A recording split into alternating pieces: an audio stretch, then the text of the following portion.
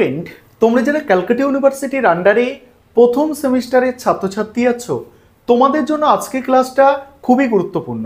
আজকের ক্লাসে তোমাদের ইএনভিএস অর্থাৎ পরিবেশবিদ্যা সাবজেক্টের 100% কমনযোগ্য সাজেশন নিয়ে আলোচনা করব।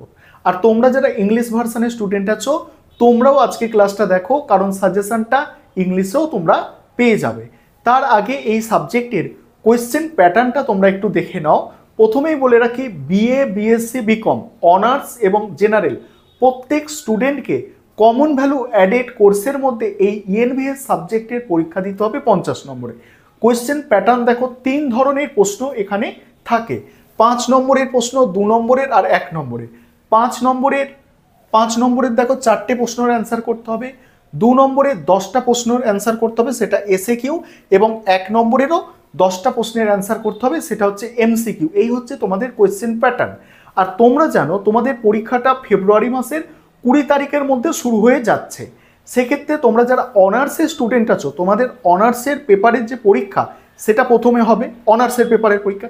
তারপরেই এই কমন ভ্যালু অ্যাডেড কোর্স অর্থাৎ ইএনভিএস, তারপর তোমার কনস্টিটিউশনাল ভ্যালু, এইগুলো শুরু হয়ে যাবে অনার্সের ক্ষেত্রে।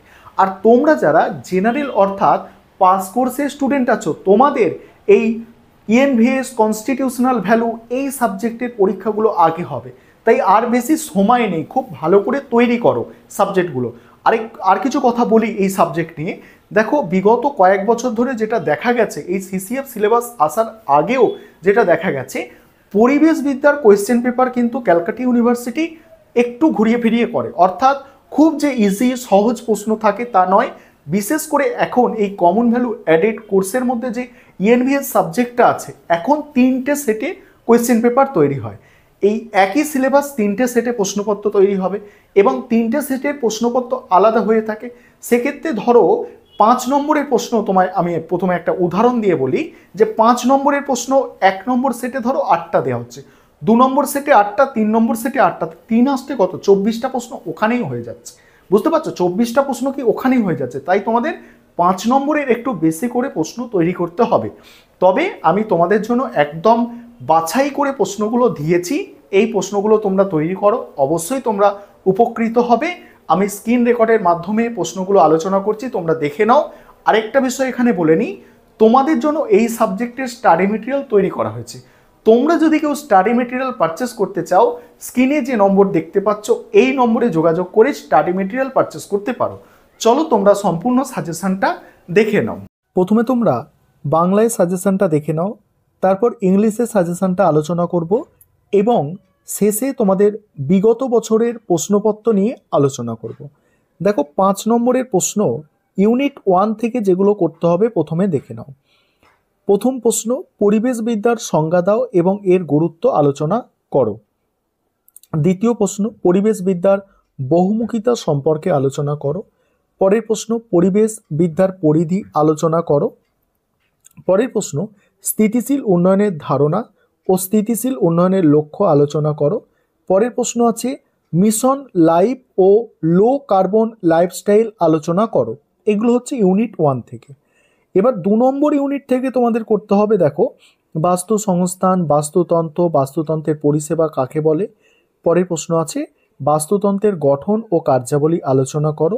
তারপরের প্রশ্ন, খাদ্য শৃঙ্খল ও খাদ্য জাল সম্পর্কে আলোচনা করো। পরের প্রশ্ন আছে জনসংখ্যার বাস্তুবিদ্যা ও সম্প্রদায় বাস্তুবিদ্যা কি। পরের প্রশ্ন, বাস্তুতান্ত্রিক প্রজাতির পরিবর্তন কি। পরের প্রশ্ন আছে বাস্তুতন্ত্রের শক্তির বহমানতা কি। তারপর দেখো 3 নম্বর ইউনিট থেকে দেখো অপুনর্ভব ও পুনর্ভব সম্পদ সম্পর্কে আলোচনা করো। তারপরের প্রশ্ন আছে, দেখো, ভূমির সম্পদ কাকে বলে। জমির অবনমন সম্পর্কে আলোচনা করো। নেক্সট, ভূমিক্ষয়ের কারণ আলোচনা করো। পরের প্রশ্ন, মরুকরণ আলোচনা করো। তারপর অরণ্য সম্পদের গুরুত্ব, অরণ্য হ্রাসের কারণ ও ফলাফল। এবারে দেখো, এবার পরের প্রশ্নগুলো দেখে নাও। প্রবাহিত ও ভূনিম্নস্থ জলের অতিরিক্ত ব্যবহার আলোচনা করো। খরা ও বন্যার কারণ আলোচনা করো। শক্তি সম্পদ কাকে বলে, শক্তি উৎপাদনে পরিবেশের প্রভাব, বিকল্প অচিরাচরিত শক্তির ব্যবহার, সবুজ শক্তি কি, প্রাকৃতিক সম্পদ অ্যাকাউন্টিং কি? পরের প্রশ্ন আছে দেখো 4 নম্বর ইউনিট থেকে জীববৈচিত্র্যের স্তর সম্পর্কে আলোচনা করো। সেখানে জিনগত বৈচিত্র্য, প্রজাতিগত বৈচিত্র্য আর বাস্তুতান্ত্রিক বৈচিত্র্য আলোচনা করতে হবে। বায়োডাইভার্সিটি হটস্পট কাকে বলে? এন্ডিমিজ কি? ভারতবর্ষকে মেগা ডাইভার্সিটি বলা হয় কেন?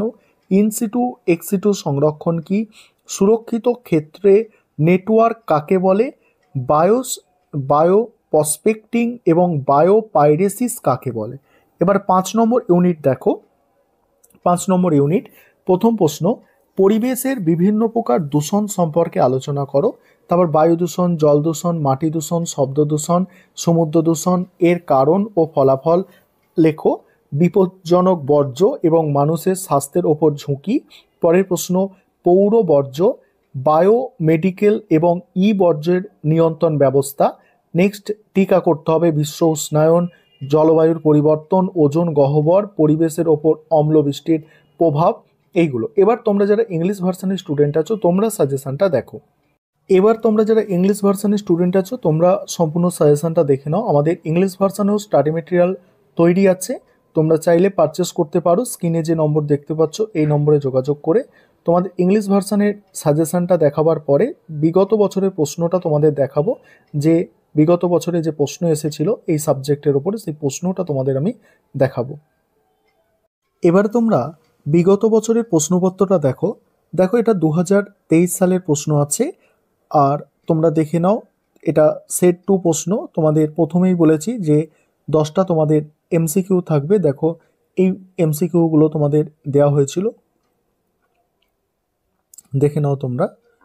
এবার 2 নম্বরের প্রশ্নগুলো তোমরা দেখতে পাচ্ছ, এগুলো 2 নম্বরের প্রশ্ন, 10টায় অ্যান্সার করতে হয় 2 নম্বরের প্রশ্ন। এবারে আছে এখানে 4টি 5 নম্বরের প্রশ্নের অ্যান্সার করতে হয়, দেখতে পাচ্ছ। সম্পূর্ণ প্রশ্নটা দেখে নাও তোমরা। দেখো প্রশ্নটা যেভাবে আমি ডাউনলোড করতে পেরেছি নেট থেকে তোমাদের দেখাচ্ছি। দেখো ইংলিশ ভার্সনটাও দেখে নাও।